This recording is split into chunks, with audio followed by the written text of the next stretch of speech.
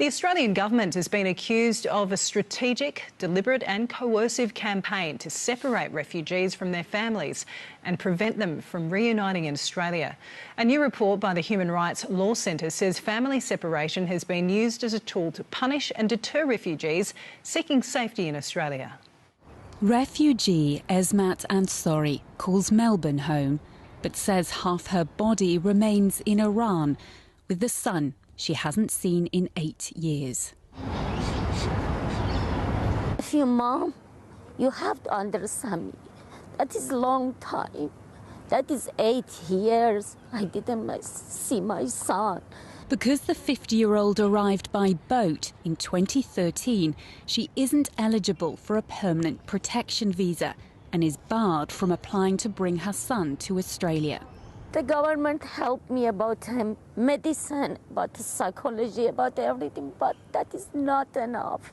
A new report released by the Human Rights Law Centre accuses the Australian government of deliberately using family separation to punish refugees and to deter them from seeking safety in Australia. This report exposes the different methods that the Australian government is using to prevent people from reuniting with their families, and it draws on expert evidence from international barristers and expert doctors. The report found family separations were physically and emotionally harmful.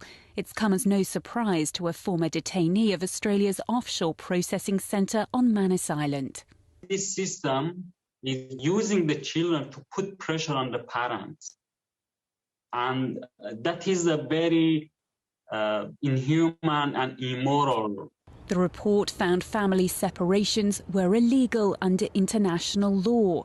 The harm that these families are suffering as a result of being separated is so severe that in some circumstances it can amount to torture.